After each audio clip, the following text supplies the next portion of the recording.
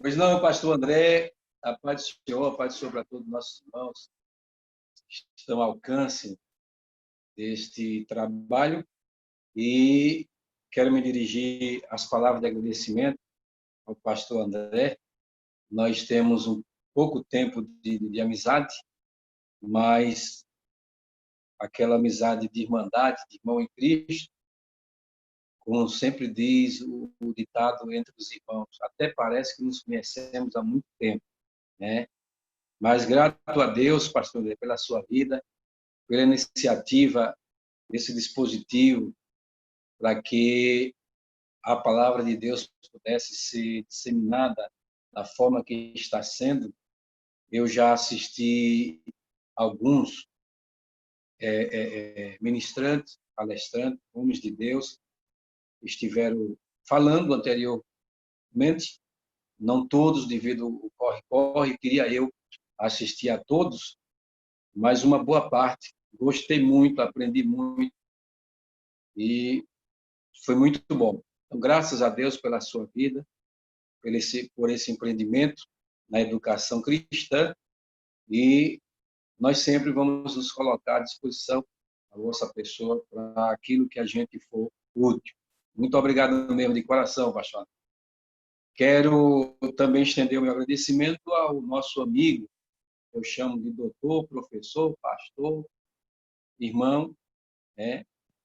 Doutor Caramuru Afonso, pela qual eu uso mais a expressão meu professor, porque, na verdade, de fato, ele tem sido, para mim, um grande professor, não somente na expressão, verbalmente falando, mas na prática mesmo. Tive a honra, ele me cedeu esta honra de trazê-lo aqui na Bahia por 3 vezes. Nós temos uma afinidade de amizade, gosto muito do pastor Dr. Caramuru, somos colaboradores, como o senhor já nos antecedeu, do portal ebd.org, me parece que há mais de 11 anos. E eu confesso, pastor André, que eu me inspirei no pastor Caramuru. Me inspirei nele, passei a ler os comentários, e aí criei coragem. Se eu vou fazer também. E aí a gente vem colaborando com ele já há mais de 11 anos, tem sido uma grande bênção de Deus. Ele tem nos tolerado ali, de vez em quando ele puxa na orelha, cadê o comentário, pastor, já vai, às vezes manda atrasado, mas é um prazer. Pois não, pastor André, como nós antecipamos, um singelo tema para a gente nortear a nossa argumentação, né? A influência dos impérios mundiais, ou pelo menos os 4 impérios últimos mundiais, dentro da escatologia bíblica. Como a gente já conversou antes, a escatologia bíblica, para mim, é todas as matérias, todos os assuntos das disciplinas teológicas extraídas, é a junção de todas, né? Falar de escatologia permear, viajar de Gênesis a Apocalipse, sem se falar também em muitos adendos importantíssimos, fundamentais também na área secular, que se faz necessário para uma compreensão melhor dos fatos, né?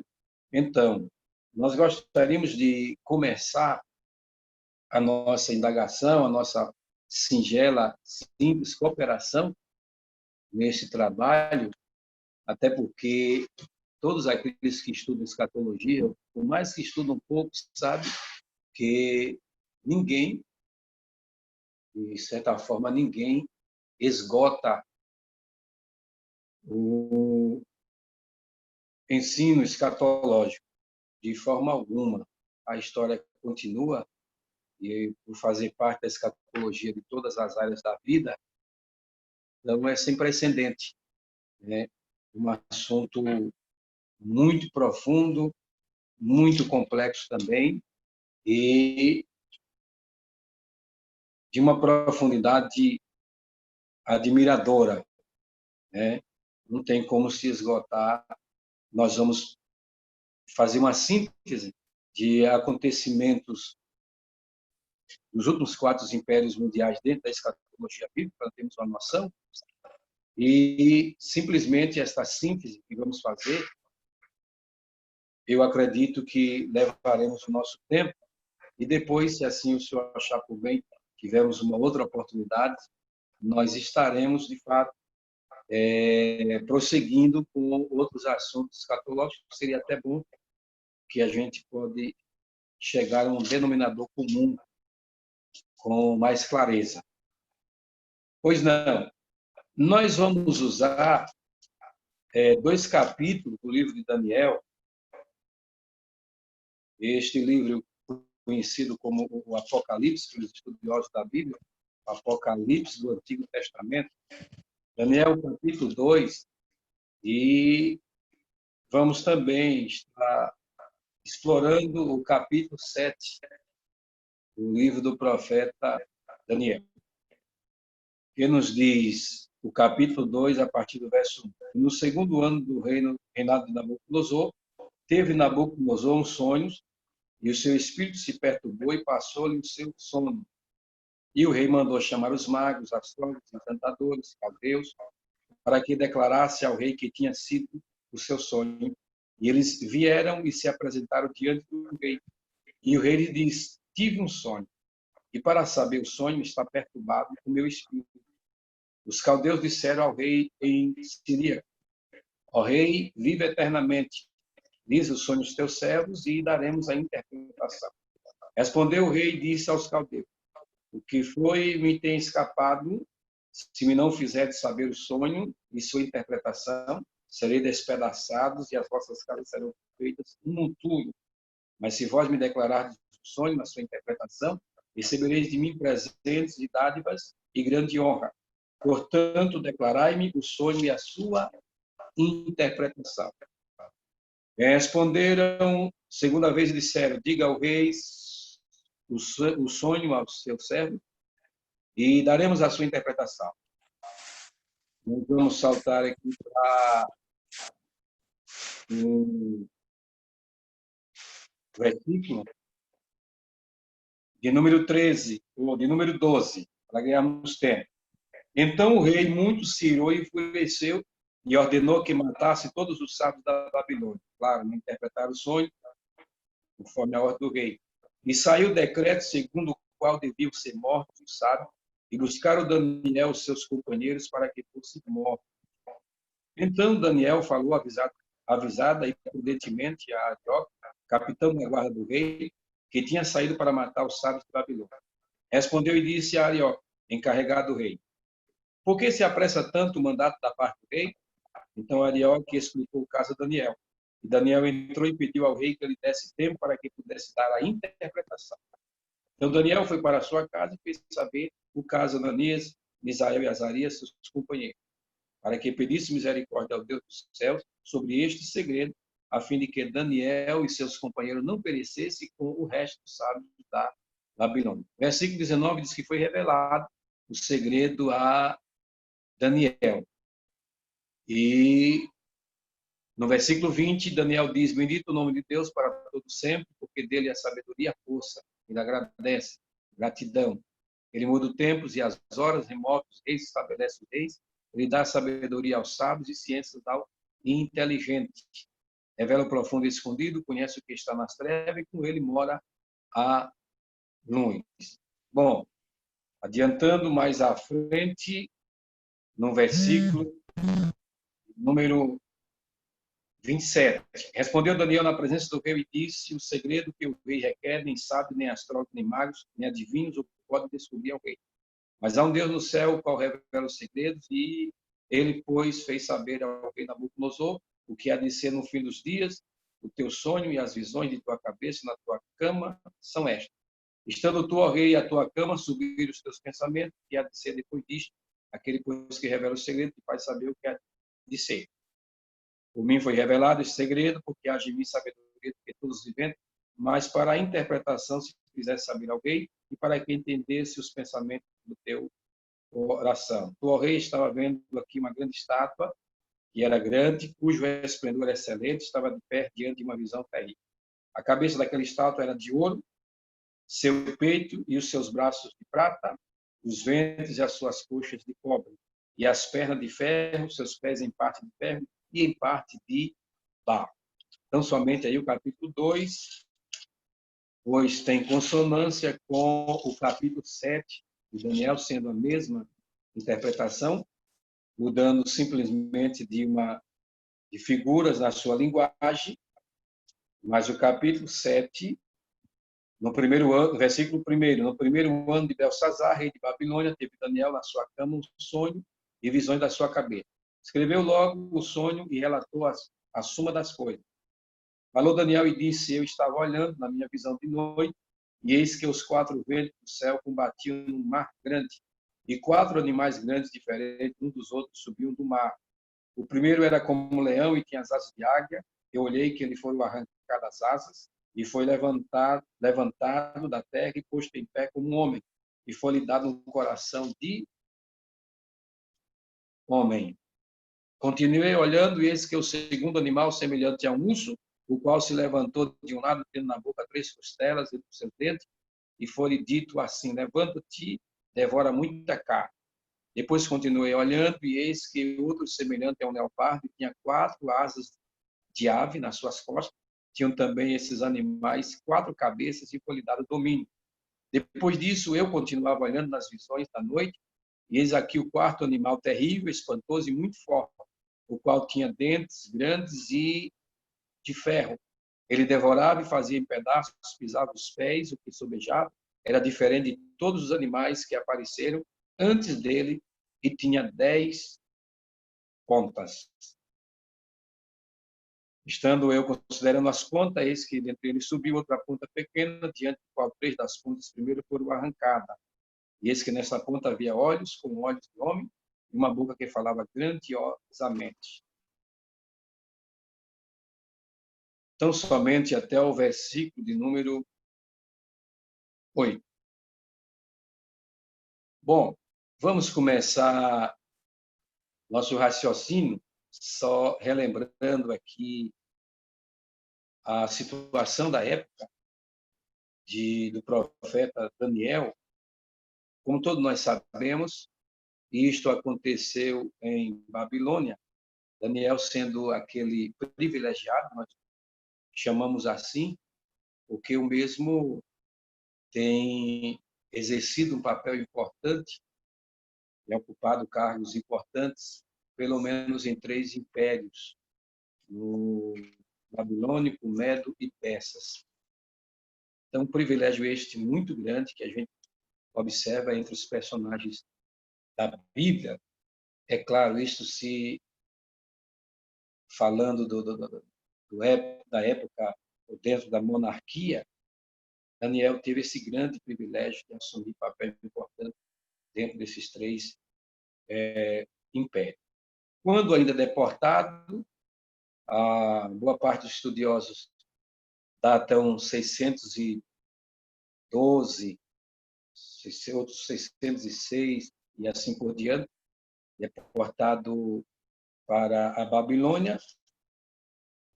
Ele contemporâneo do profeta Ezequiel, o profeta Jeremias, pelo qual foi um dos profetas que bem notificou, anunciou, registrou o acontecimento em Judá, já nos seus dias, prevendo essa invasão da Babilônia em Judá, levando o povo de Deus cativo para a Babilônia, que, segundo a profecia de Jeremias, por 70 anos. Aquela divergência toda, pois o rei, na época, o próprio rei Zedequias, e também os últimos, porque não falarmos do Joaquim, também desde de Josias, o Jeoacás, o Salum, o Joaquim, o Zedequias e outros mais, em todas essas épocas que eles já estavam, na verdade, vendo prenúncios de algumas profecias, de algumas mensagens proféticas, aludida ou anunciando esta invasão devido aos pecados de Judá, certamente. Então, Ananias, o profeta falso, digamos assim, ele profetizava este acontecimento num período de duração de 2 anos. Porém, vinha Jeremias e profetizava uma invasão e um cativeiro num período duradouro de 70 anos. E isto foi uma das razões pela qual Jeremias, como profeta, sofreu muito. Embora não foi deportado por até mesmo escolha própria, quando o capitão de Nabucodonosor, já ordenado pelo próprio rei Nabucodonosor, a pedir, ou seja, deixar livre a escolha do profeta Jeremias se queria ir deportado ou não. Sabemos que em 3 levas foi deportado o povo de Judá, e sendo que na primeira dela foram alguns jovens, entre eles Daniel, que não cita o nome dos seus pais, a Bíblia, mas a Bíblia diz que de uma linhagem real, nobre, Daniel foi se deparar no Império Babilônico, ou seja, império este que tem uma influência muito grande, por ser o primeiro dentro dos 4 que estamos começando a falar, dentro da escatologia bíblica. Império monstruoso, que vai ser apresentado aqui pela Leão, por causa da sua força, no capítulo 2 de Daniel, e depois apresentado, ou seja, melhor dizendo, perdão, na cabeça da estátua, no capítulo 2, o leão é no capítulo número 7, na visão de Daniel, dos 4 animais.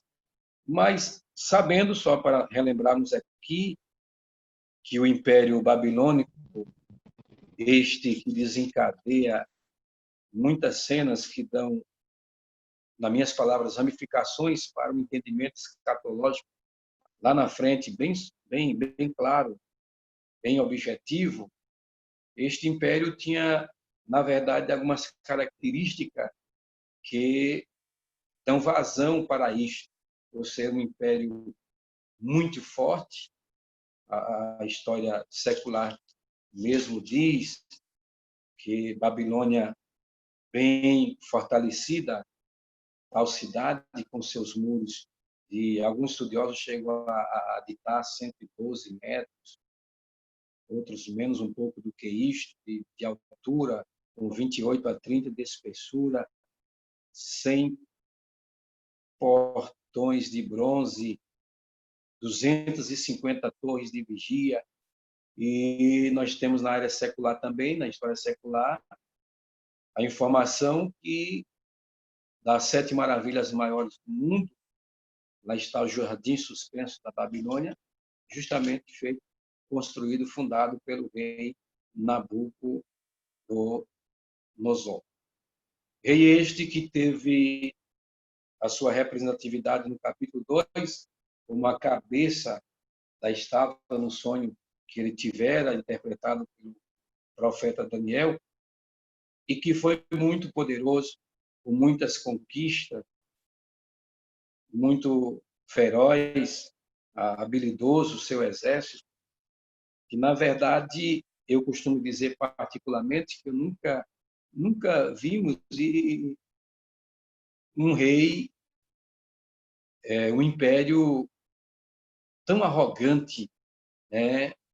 Tão arrogante como o império de Nabucodonosor, a tal ponto de ele certamente desfilar os seus passos e abrir a sua boca e dizer: não é esta a Babilônia que criei, que fundei, que construí para a minha majestade, para a minha glória, aonde o livro de Daniel nos informa que no mesmo instante Deus o abateu, indo ele a pastar como animal, até que reconhecesse que há um Deus nos céus.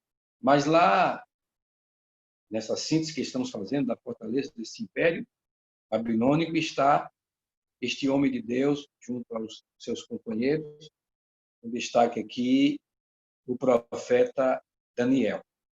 Nós temos no capítulo 2 o sonho do rei Nabucodonosor.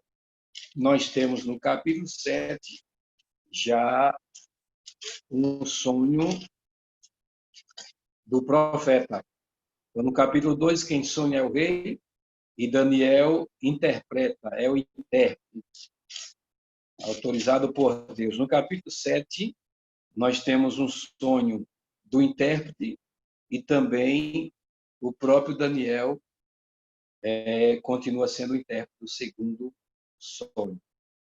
Vamos para o capítulo 2, para o sonho de Nabucodonosor. Sonhou vendo uma estátua, cabeça de ouro, peito, braços de prata, quadris de cobre e as pernas de ferro, os dedos misturado com ferro e barros.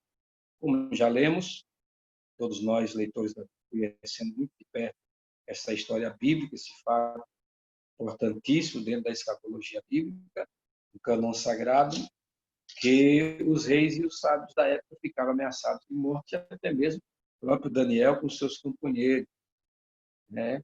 Azarias, Ananias e Misael, que levaram o nome de Sadraque, Mesaque e Abednego. Nós vamos observar que, no final, ou quase a ponto de perder a vida, Deus usa o profeta Daniel, ao capitão Arioque, e faz saber ao rei que Daniel gostaria de falar, dando a interpretação precisa daquele sonho da estátua com essas 4 partes. É claro, 4 partes, nos referimos ao tema dessa argumentação que já iniciamos, que se refere aos 4 últimos impérios mundial, né? Babilônia, Medo-Persa, o Império Grego e o Império Romano. Visto que a cabeça de ouro da estátua, representando o império, começando pelo rei Nabucodonosor, o Império Babilônico, que tem o seu fim triste, uma trágica posteriormente, quando Belsazar profana a casa de Deus, o Belsazar, filho de Nabonido, e neto de Nabucodonosor, quando ele profana a casa de Deus, o templo, ou seja, dá-se uma festa usando os vasos, os utensílios do templo que foram levados quando Nabucodonosor invadiu Jerusalém, Judá, ele leva os vasos sagrados do templo e Belsazar faz uma festa e embebedice e outras coisas mais, orgias e outras coisas infelizes dessa natureza, profana os utensílios da casa de Deus. Quando aparece aquela mão na parede, Benimene Tekel Fazim, quando foi interpretado por Daniel, dizendo que o seu reino já estava sendo destruído, passou-se, e nós temos a informação precisa que os medos, como os persas, que é um reino recente aos medos, porém depois se destaca mais ainda na história, tanto história secular como na história bíblica, nos informa, junção desses 2 impérios, do Medo e Persas, eles invadem Babilônia no ano aproximadamente 539, 538, porque os estudiosos datam esse ágio de império do Império Babilônico do ano 612 até o ano 539 antes de Cristo. Quando Medos e Persas invadem, inclusive, não estou bem aqui lembrado da profecia do profeta Isaías, capítulo, mas é uma linguagem do profeta Isaías que profetiza devido ao grande rio da Babilônia, o rio Eufrates, que passava por dentro. Então, nós sabemos que este rio, para entrar, atravessar a Babilônia e ele sair do outro lado, era possível isso através de túnel, né? Então, quem estudou e sabe, tem um conhecimento da fortaleza que era o Império Babilônico, sabe que era inacreditável se alguém dissesse que Babilônia iria fracassar, ia ser derrotada. por outros povos. Inacreditável. Pela fortaleza tamanha, não se acreditava. Mas Isaías profetiza, Deus está dizendo pela boca do profeta Isaías, secará-se as águas, secará o rio. O profeta Isaías já dizia que as águas do rio Eufrates iriam secar. Então, nós entendemos que, secando-se essas águas, abriu-se uma possibilidade de uma execução estratégica dos médios de Pérsia, somente dos médios, para adentrarem a cidade, invadir Babilônia pelo túnel, pela qual onde entrava a água e também saía. Já de uma vez que não tinha água, porque havia se secado conforme a profecia do profeta Isaías. Assim se deu a queda iminente do Império Babilônico. Aí nós não vamos extrair, porque é questão de tempo, mas dá para nós entendermos as lições importantíssimas que já tiramos aí. Não existe império perfeito humano, não existe fortaleza que não seja quebrantada. Todos os impérios, nós vamos ver daqui por diante, todos eles, não somente esses quatro, últimos impérios mundiais, mas todos eles, até mesmo anteriormente, como o Império Egípcio, o Assírio também, eles foram à lona, eles foram ao chão, eles foram ao pó, para cumprimento da palavra de Deus. Agora, a estátua de ouro, essa realeza tão fortíssima, ela cai no ano 539 para um aparecimento do Império do Médios e Persas, representado agora pela estátua pelo peito e os braços de prata, que, na verdade, criou-se uma grande fortaleza, um grande destaque, pois venceu o império inacreditável de ser vencido. Este império Médios e Persas, não vamos detalhar muita coisa, todos os impérios para ganhar tempo, mas, segundo os estudiosos, do ano 539 até o ano 331. 331. As conquistas muito grandes, o rei Dário pelos Médios, Ciro pela Pérsia, mas lá na frente a história nos dá a entender que o reino da Pérsia se destaca, sai sufocando, assim, vamos usar essa palavra, o Império dos Médios, e se destacando. É tão certo que a gente começa a ver, depois de 70 anos, a ordem, justamente partindo daí dos persas, para que os homens de Deus, como foi Presleva, Zorobabel, Esdra e Neemias, reconstruírem o templo, os muros, melhor dizendo, para que os judeus voltassem à sua pátria.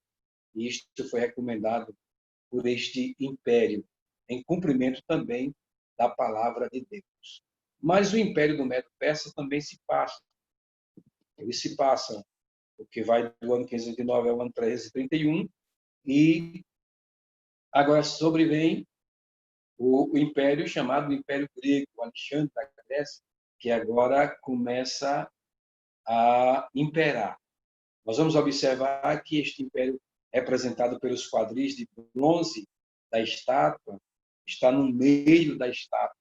É como se fosse no meio da história, no meio dos acontecimentos, que vai do ano 331 até o ano 168 antes de Cristo.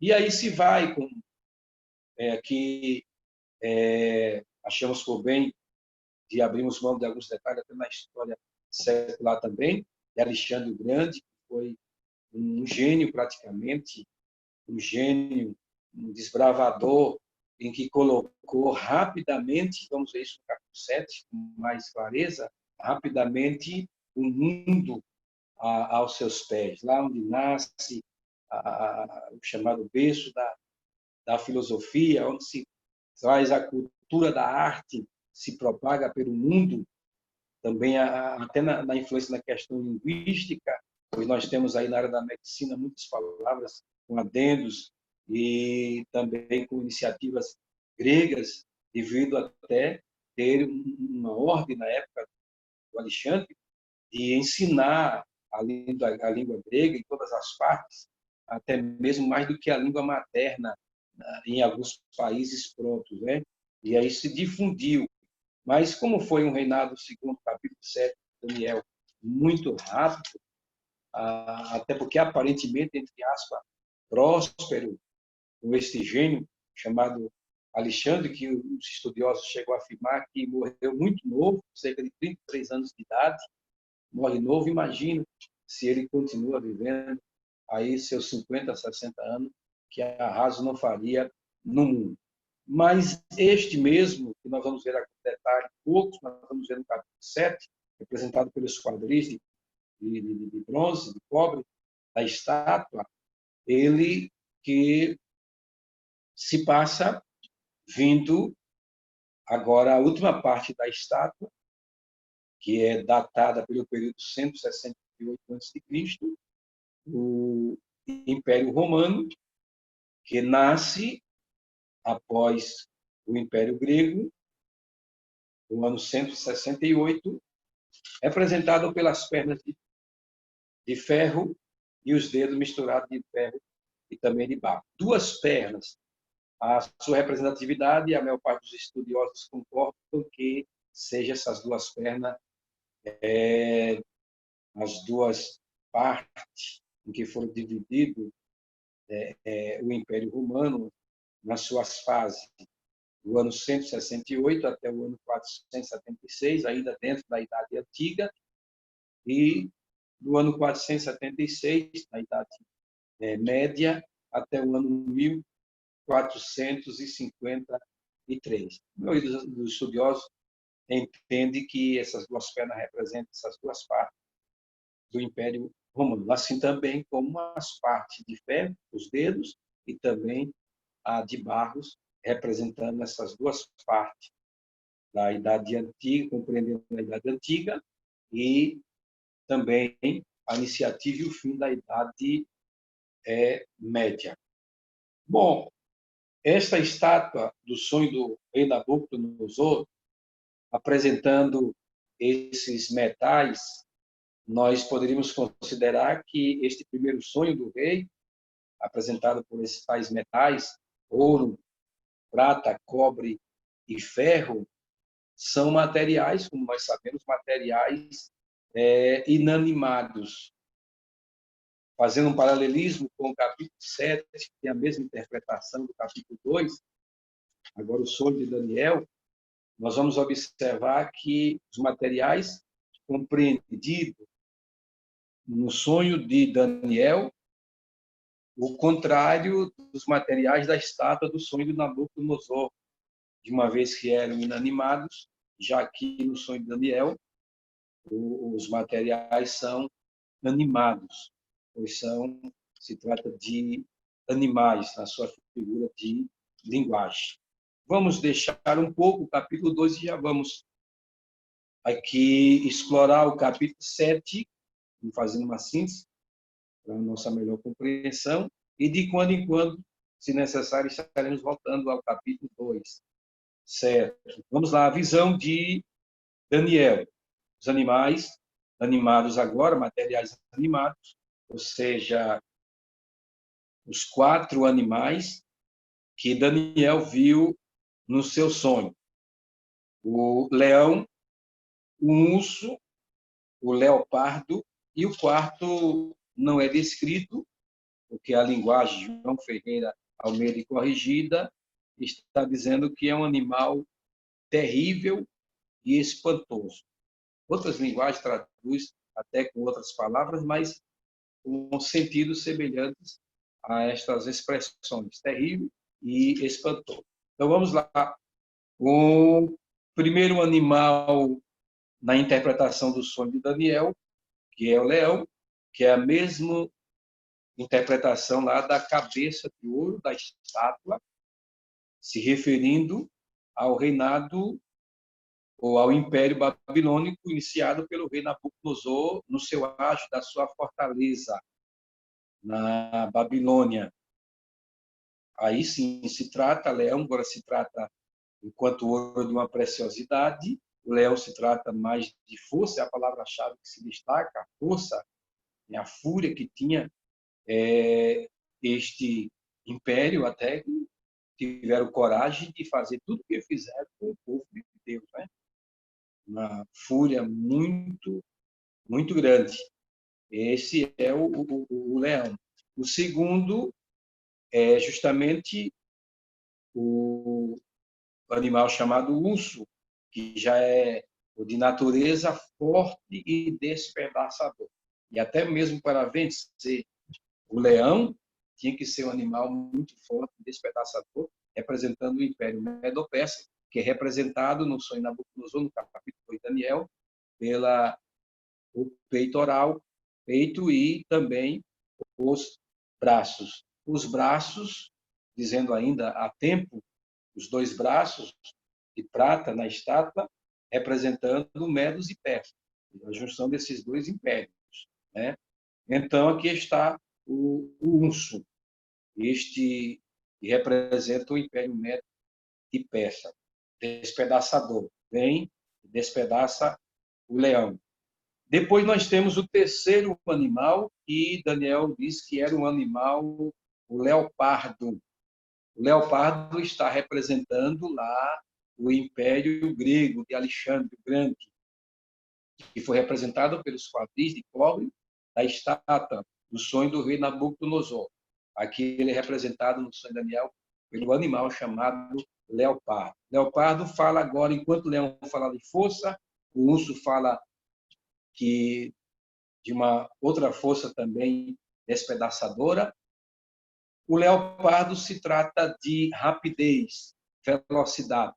E é o que avistamos até na história secular, essa veracidade, como já falei anteriormente, que foi um reinado muito próspero, porém muito rápido, muito veloz, repetindo aqui a morte, segundo historiadores seculares, 33 anos de idade, Alexandre Grande, faleceu. Então, foi muito rápido, já tinha o mundo aos seus pés, né?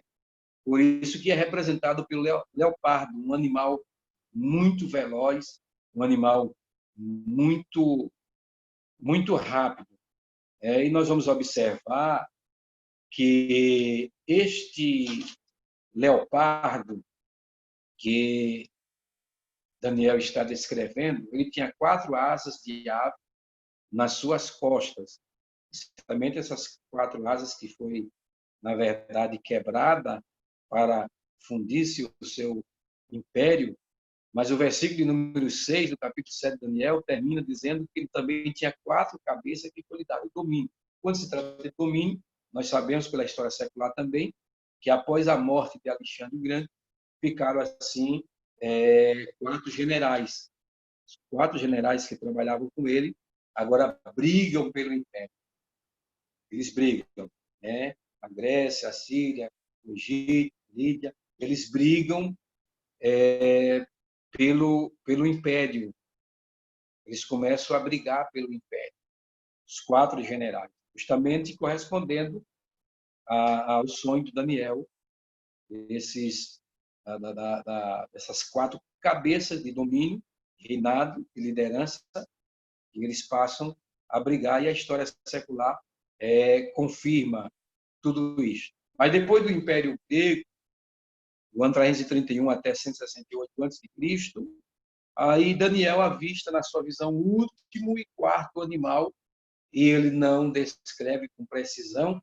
Daniel só diz que o 4º animal era espantoso, era terrível e espantoso. Terrível e espantoso. Bom, então vamos lá agora desencadeando alguns fatos. Na verdade, só estou relembrando, porque todos nós conhecemos esses fatos, e longe, né, pelo tempo que estudamos e compreendemos as profecias bíblicas, no âmbito escatológico, principalmente. Porém, nós vamos desencadear alguns argumentos que faz jus ao tema, a influência desses impérios que nortearam e designaram todo o cenário escatológico que nós temos hoje de acontecimento e que teremos também no amanhã, certo? Então, vamos lá. O Império Romano, fazendo uma rápida síntese, que lá está o nascimento de Cristo, dentro dele, durante o período desse império, temos o nascimento da igreja, por Cristo, a inauguração, a exposição pelos apóstolos, e por que não dizermos, neste império, até o ano 476 depois de Cristo, compreende todas estas coisas e também compreende a era apostólica, 3 eras, a era apostólica, a era da igreja perseguida e a era da igreja imperial, ou estatal. Ela compreende essas eras também, tudo durante este período, que não é o caso de nós comentarmos alguma coisa aqui. Mas só para nós nos ater um pouco nessa expressão de Daniel, porque aqui Daniel não descreve, assim como descreveu os outros 3 animais, leão, urso e leopardo. E ele, no quarto animal, ele só chega a dizer que é terrível. Pois não. Começando do Império da Babilônia, apresentado pela cabeça de ouro, no sonho de Nabucodonosor, e pelo leão, no sonho de Daniel, no capítulo 7, nós sabemos que a humanidade, o homem, desde o Jardim do Éden, ele é propenso, vamos usar uma linguagem assim, bem direta, comum, ele é propenso a copiar, a imitar. Né? Nós vamos observar que, até mesmo desde o Império, alguns impérios, no caso aqui agora, anteriores ao Império Babilônico, como o Egito, o Império Egípcio e o Império Assírio, eles copiavam algumas coisas, seja na cultura, seja na arte, seja na economia, principalmente na política. Eu quero dizer que esses impérios posteriores aos outros, eles copiavam alguma coisa e traziam para dentro do seu império, certo? Para progredir.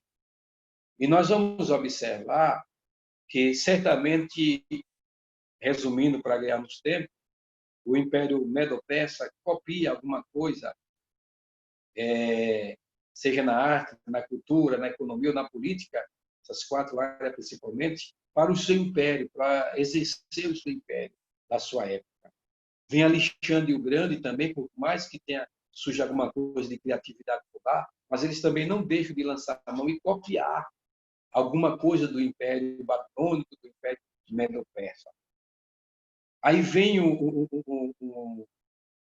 quarto império, né? Vem o quarto império e faz uma cópia, uma imitação de todos os impérios, até mesmo se tratando do Império Egípcio. Que se diga, para termos uma noção, um dos dogmas ou ensinamento, disciplina da Igreja Católica Apostólica Romana, a prática que eles adotam do uso de vela, não é nada mais, nada menos do que ter a sua origem lá no Império Egípcio, onde principalmente os faraós, quando eram sepultados, se colocavam as lamparinas para dar o entendimento que eles estavam em luz, ou que a luz acompanhava ele e que eles estavam iluminados, coisas dessa natureza. Então, a prática vem perpassando a muitos impérios e ela vem ser reacendida e praticada no Império Romano pela igreja que foi oficializada por Teodósio, já como a religião oficial de todo o império. Então, veja, é só para nós termos uma noção daquilo que eu estou dizendo, quero ainda dizer mais ainda sobre isso. A propensidade que tem o ser humano realmente de copiar, de imitar o outro, um país imitar o outro, um império imitando o outro, e assim sucessivamente.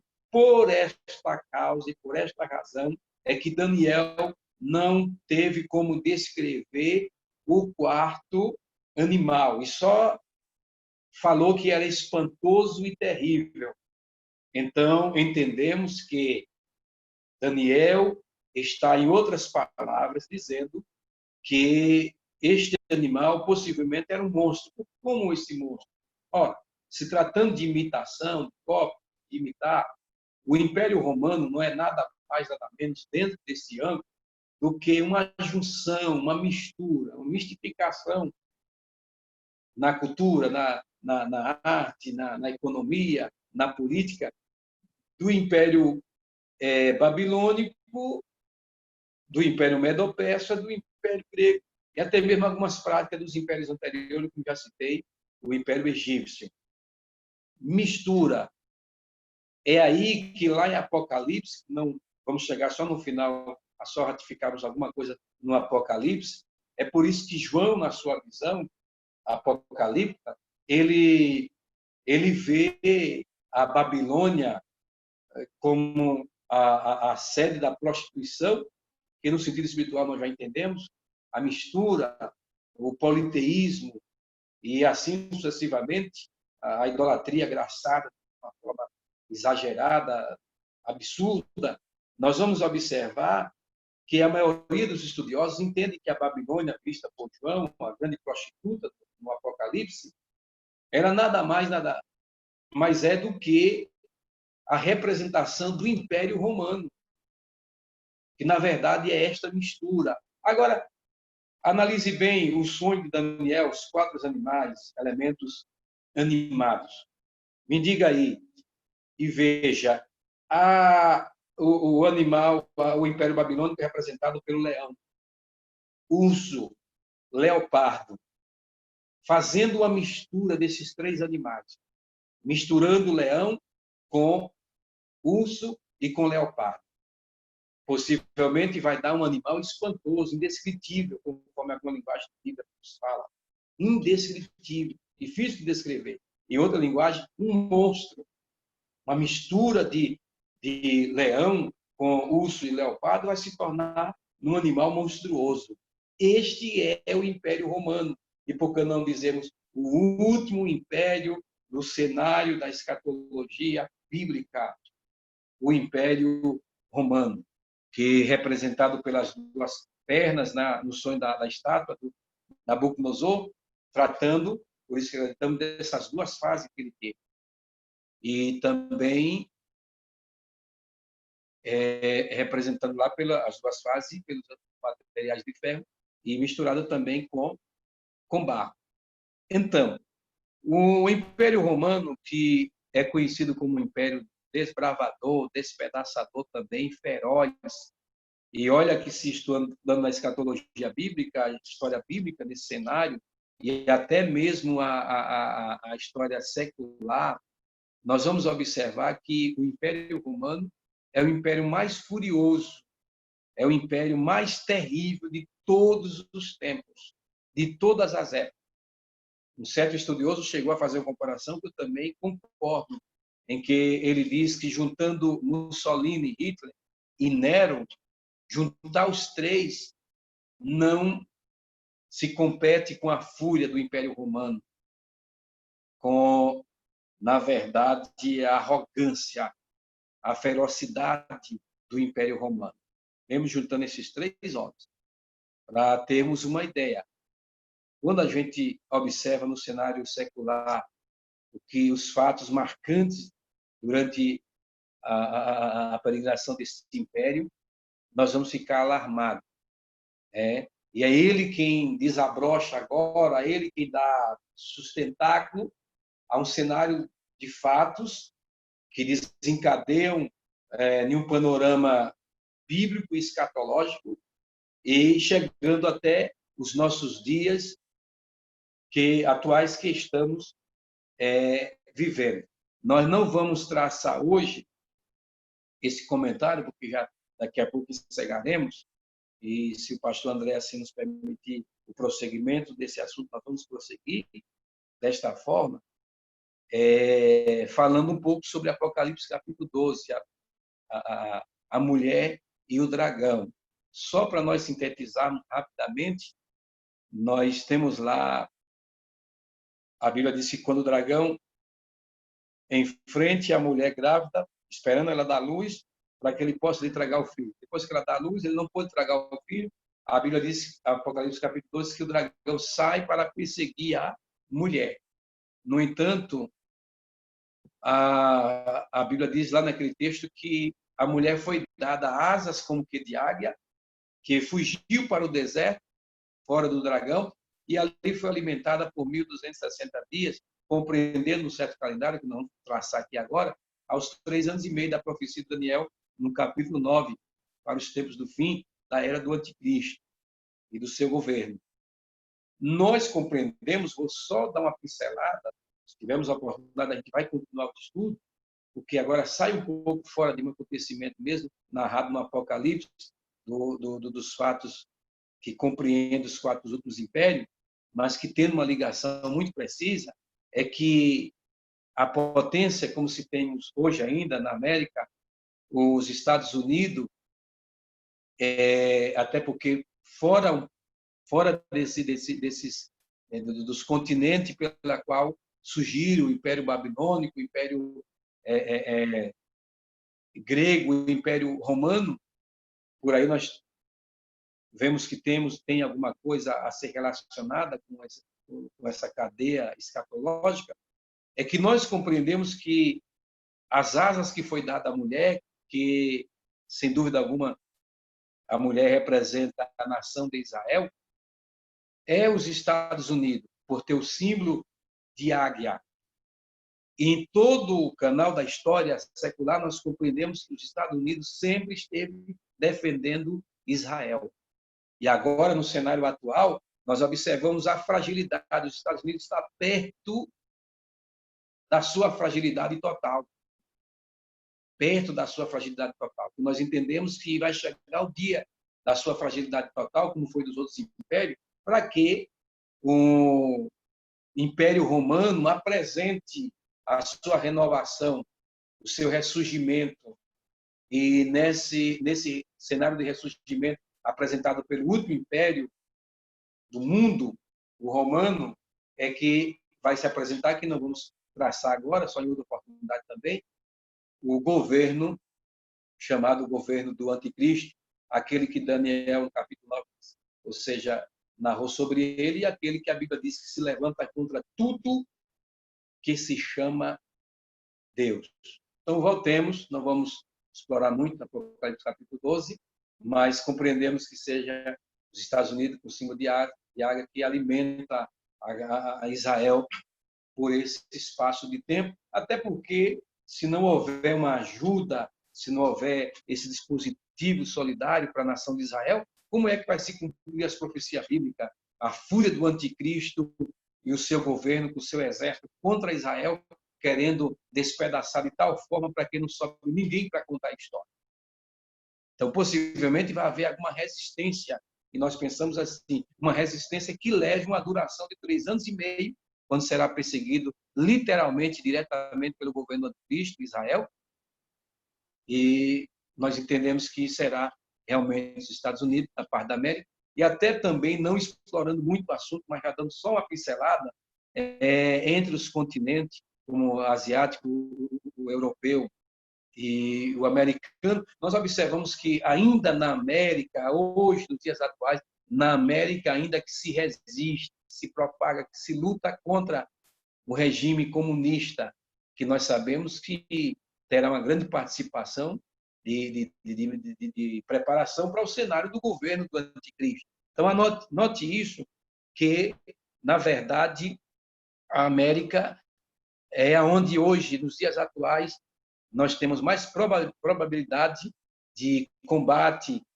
nós temos ainda uma vista de luta, de peleja, de batalha contra, principalmente, o comunismo, que marca esse cenário para o governo do anticristo, certamente, creio eu. Pense bem nisso, né? Pois não podemos entrar em muitos detalhes, dando muitas provas, mas falamos a homens de Deus, mulheres de Deus, mestres, né? Eu estou aqui só dando minha cooperação, praticamente, minha singela cooperação, nossa visão escatológica, e espero que nós possamos ter a oportunidade para darmos a continuação nesse cenário tão importantíssimo. Agora, voltando ao Império Romano, ano 168 a.C., até o ano 476, no fim da Idade Antiga, quando, na verdade, Doraco vence o Império Romano, mas Teodósio, o oficiador do cristianismo, ele havia fundado lá a outra parte do Império no Oriente, em Constantinopla, e essa progrediu após a queda do Império romano do Ocidente progrediu até o ano 1453, quando foi também invadida e derrotada pelos otomanos. E assim diz a história secular, trazendo agora um novo prisma, um novo clima, uma nova era para o cenário da história mundial. Mas dentro deste exposto do Império Romano, dessas duas partes, representadas pelas duas pernas da estátua do sonho de Nabucodonosor, e a parte de barro e de ferro também, por incrível que pareça, nós compreendemos que a parte de ferro ela representa a primeira parte do Império Ocidental de Roma, do ano 168 a.C. até o ano 476, enquanto a parte de barro, que é mais frágil e parece ser mais feroz, né, do que a parte de ferro, nós compreendemos que esta parte de barro, dos pés da estátua do sonho do rei Nabucodonosor, é que representa o último estágio da parte do Império Oriental, de 476 depois de Cristo até 1453, e também por surgir por daí por diante. Voltando um pouco atrás e lembrando que nós compreendemos também que esta era toda, esse cenário descrito tanto na era presente, dos dias de Daniel, como até os dias de hoje, futuramente também, podemos dizer assim, é o que nós compreendemos como a época dos gentios. É o tempo estabelecido por Deus para os gentios, pela qual as 12 tribos de Israel, 10 já tinham havido sido levada cativo por Senaqueribe, as 10 tribos do norte, ficando só as 2 do sul, e agora se foi, as 12 tribos. Então, por isso, é uma das razões que nós compreendemos se é o cenário que desabrocha, o cume da história humana, assim o chamado em Lucas, que Lucas escreveu, do tempos dos gentios. Começa aí os impérios gentios, começando mesmo, em outra linguagem, a tomar conta mesmo da coisa e fazer o que bem parecer aos seus olhos. Este Império Romano, que, na verdade, dentro desse tempo dos gentios, nós entendemos segundo os relatos bíblicos, ele que vai ressurgir com a sua renovação, e por que não dizemos assim, o mercado como o europeu, que tem uma aliança também, até mesmo agora já com o Mercosul, né? E também com outros tipos de mercado, que é no cenário mundial, mas tratando do mercado comum europeu, que surge depois do ano 1948, a sua fortaleza, depois do ressurgimento da nação de Israel como nação novamente oficializada pela ONU, nós vamos observar que esse mercado, que compreende hoje com mais de 25 países, se não me foge a memória, enquanto lá o quarto animal tinha 10 chifres, correspondendo à besta de Apocalipse, capítulo 13, que se trata de alguém achava que seria 10 reis, alguns estudiosos achavam que seria 10 reis junto ao anticristo, embora compreendemos hoje que o mercado como o europeu já passa de 25 países, mais de 10 reis. Então, hoje, o mais certo para esse cenário escatológico é entendermos que não se, os 10 chifres, do animal terrível, espantoso, e da besta da Apocalipse, que é a mesma interpretação, capítulo 13, não se trata de 10 reis simplesmente, mas de 10 territórios, 10 regiões, pela qual estarão aliadas ao governo do anticristo. E o Império Romano, que vai dar sustentáculo a tudo isso, até mesmo o surgimento do falso profeta, que entendemos ser dentro da área religiosa, com essa renovação que está havendo por aí, essa quebra de dogmas, de disciplinas, de normas no Vaticano, compreendemos que isso tudo desencadeia o cenário para que venha uma nova espiritualidade entre eles, o ressurgimento de um líder totalmente diferente, como a gente está vendo que o cenário está desencadeando para isso, da Igreja Católica Romana,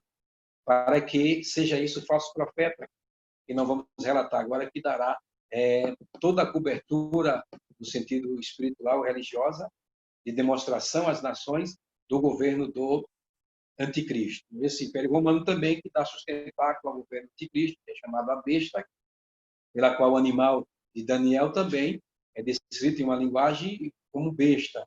Se trata de animal. Então, temos o falso profeta, a besta, o anticristo, que é o anticristo. Ele dará todo o sustentáculo para este cenário de um governo iníquo, de um governo do homem do pecado. Claro que acontecimento que nós, dispensacionalista e pré-tribulacionista, acreditamos que se dará mais após o rapto da Igreja do Nosso Senhor e Salvador Jesus Cristo. Bom, lá surge os 10 chifres, ou 10 pontas, é o mesmo chifre, mas se diz que entre essas pontas subiu uma ponta pequena, diante da qual 3 das pontas primeiras foram arrancadas. E essa ponta havia olhos, e com olhos de homem, e uma boca que falava grandiosamente. Nós acreditamos, por enquanto, que, como a Bíblia diz, em outra parte, que o anticristo surgirá do abismo, completamente do abismo, o anticristo. Então, esta ponta pequena, que surge e abaterá três, certamente 3 regiões será abatida, ou será deixada de fora de circulação para esse governo monstruoso do anticristo. E essa ponta pequena que dominará todas as outras 7, que são 7, e ficará como 7 região na nossa interpretação. Bom, meu tempo se foi, eu vou fazer tão somente aqui a conclusão, porque estamos mais traçando uma questão de historicidade do que mesmo usando a hermenêutica, trazendo aqui uma linguagem volumada de interpretações, mas se faz necessário, por ser a nossa primeira fala, traçarmos mais esses pontos históricos, né? Pois não.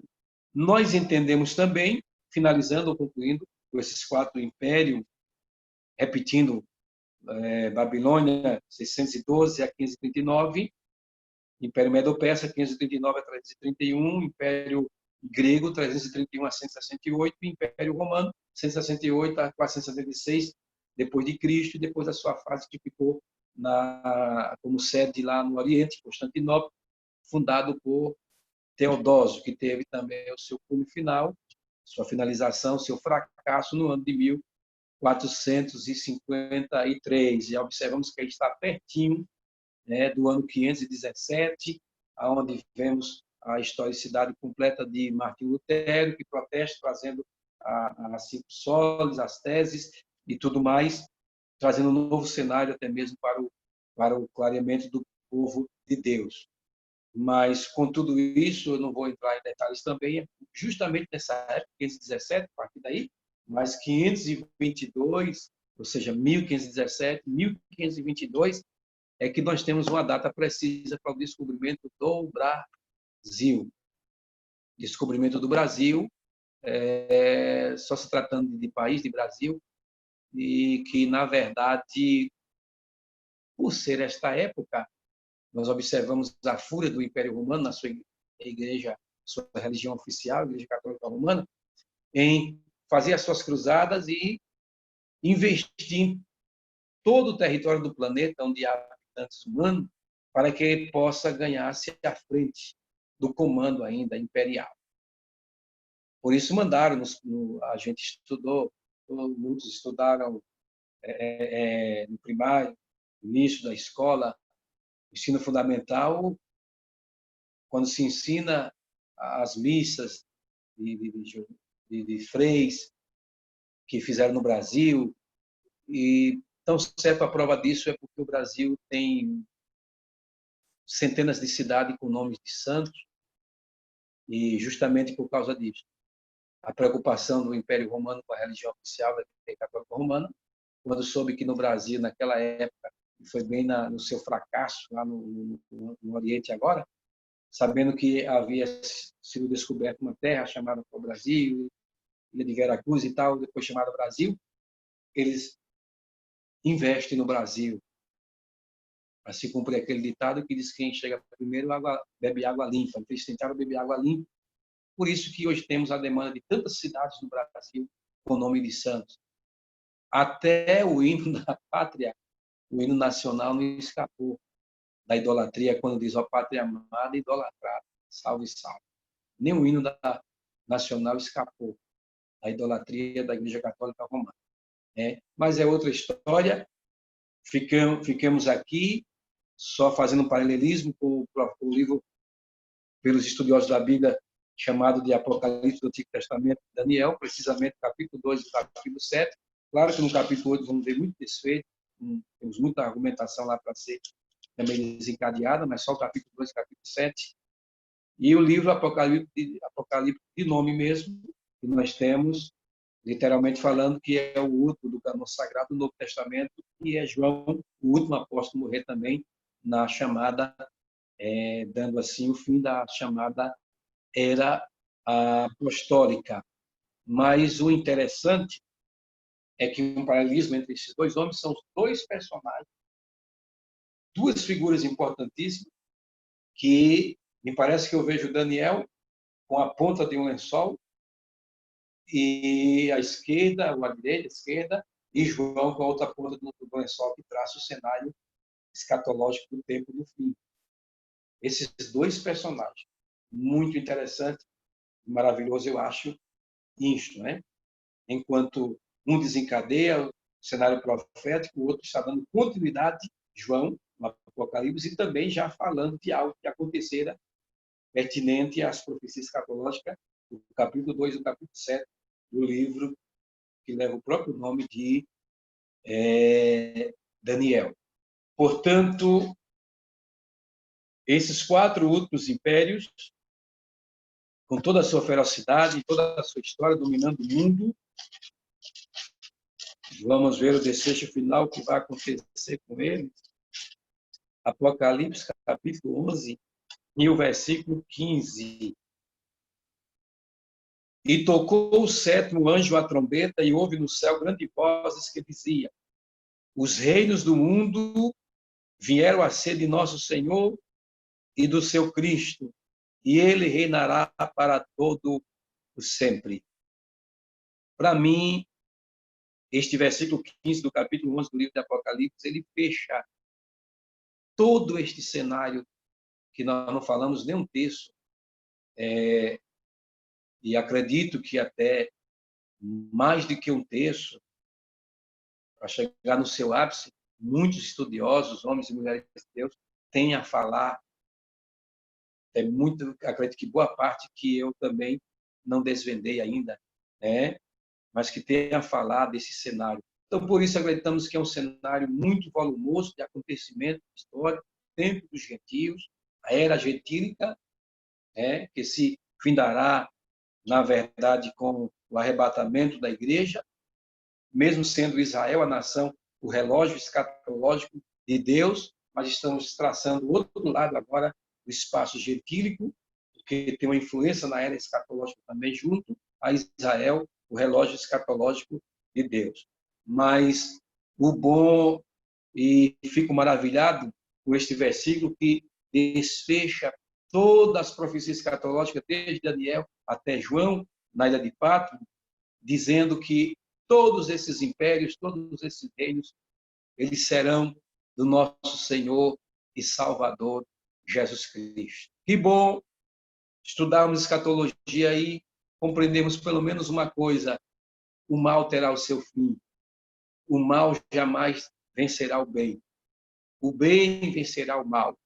Pelo cenário que desencadeou no passado e agora na era presente, até imaginamos que nunca o bem vai predominar.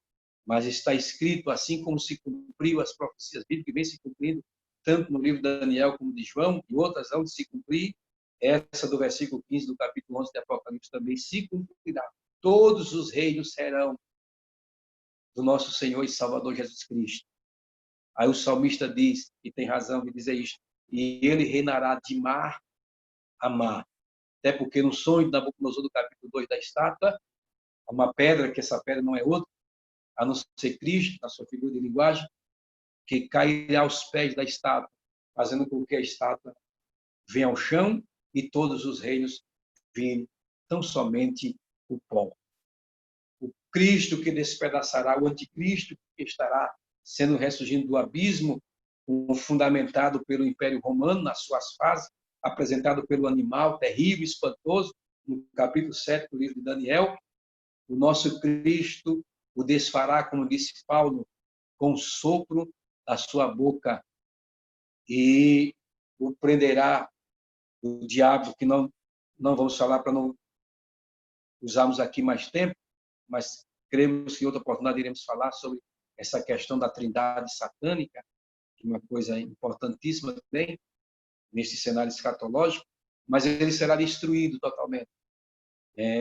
As suas forças, o seu reino, a sua ferocidade, a sua imperialidade será desfeita, e aí reinará Cristo.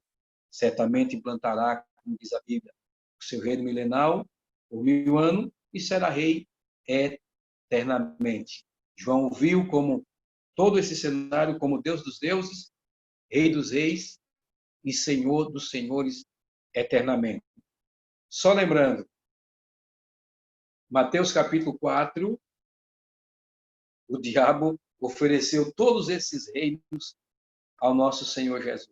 Te darei se tão somente se prostrar e me adorar. Jesus recusou todos eles, até porque o diabo, em um certo entendimento, não teria nada propriamente seu para oferecer. Mas Cristo, sim, que é o Criador, conforme João capítulo 1, e verso 3, todas as coisas foram criadas por ele, sem ele nada do que foi feito poderia ser feito. Então, nosso Cristo, o nosso Senhor, o nosso Criador, os reinos voltará a ser dele. Por isso que é chamado a era, o tempo dos gentios, pela permissão e vontade de Deus permissiva. Esta era, esse tempo está sendo pisado, como disse Lucas, escreveu Lucas, o que Jesus falou, pisado pelos gentios, dominado todo esse tempo, essa vaga história, essa extensidão histórica, mas todos os reinos voltarão às mãos do nosso Senhor. Glória a Deus por isso. Ficamos alegres que nesse cenário histórico de acompanhamento, nós, como lado, como igreja, vamos com a nossa peregrinação, como disse o apóstolo Pedro, e também ficamos maravilhados porque João Batista, quando fez o precurso da vinda de Cristo, ele já dizia: chegado o reino do céu. E o reino da igreja é o reino do céu. Arrependei-vos, porque é chegado o reino do céu. O reino da igreja é o reino do céu. Ainda bem que nós estamos com esta esperança do reino dos céus. E todos os reinos voltarão a ser de Cristo, e ele vai voltar. E a igreja voltará com ele. E quando ele voltar novamente, ele vai reinar. E a igreja reinará com ele. Deus em Cristo abençoe. Meu pastor, André, grato pela oportunidade. Se o senhor me permitir, só falar um pouco, rapidamente, só apresentar nosso livro, como o senhor tinha dito na introdução da nossa fala. Nós temos aqui, recém-lançado, lançamos agora em dezembro, um livro intitulado 1000 Esboços Bíblicos para Sermões. 1000 esboços bíblicos para sermões. É claro, esboço sucinto, para que o leitor também possa colocar a sua ideia, o seu pensamento, as suas referências e até mudar o tema com facilidade, e aí o esboço já se torna do leitor, com muita facilidade. Isso aqui é só para abrir o apetite, para dar uma noção. O 1000 Esboços Bíblicos para Sermões. Nós temos ele no cetecvidacristã.com.br. cetecvidacristã.com.br. Agora, nós lançamos recentemente, como o pastor André anunciou também, nós lançamos recentemente essa revista de estudo bíblico acerca de João Batista. Ou seja, são 13 lições que norteiam o ministério sucinto, rápido de João Batista. 13 lições preciosas que vai desde o trabalho de precursor de Cristo até a sua morte. Esta é recém-lançada. Nós estamos, graças a Deus, com o privilégio de termos pelo menos 5 igrejas no Goiás, estudando nossa lição, uma no Maranhão, outra em Fortaleza, no Ceará, e outra no Tocantins, e diversas, inúmeras igrejas aqui na Bahia que estão estudando a nossa lição desse trimestre, que estamos agora vivenciando, certo? Esta lição ela pode ser encontrada no portal Dr. Caramuru, portalebd.org.com, portalebd.org.com. Lá você pode adquirir essa lição digital e pode adquirir também ela impressa ou digital na loja.cetecvidacristã.com.br, loja.cetecvidacristã.com.br. Você pode adquirir a digital e também a revista impressa. Avulso ou em paralelo, ela está em quase todo o país, na forma digital e na forma impressa. Nós estamos, na verdade, com ela já em quase todo o país. E bom lembrar também, Deus tem nos agraciado, porque um missionário que eu acompanho o trabalho dele, de 15 igrejas lá na África, em Moçambique, ele, devido à necessidade, me pediu uma revista. Se eu poderia mandar uma revista para ele estudar, que ele gostou muito da propaganda, para ensinar os irmãos. Deus tocou no meu coração com isso, de doar não somente uma, mas dezenas de revistas. Haja vista que ele está com 15 trabalhos lá.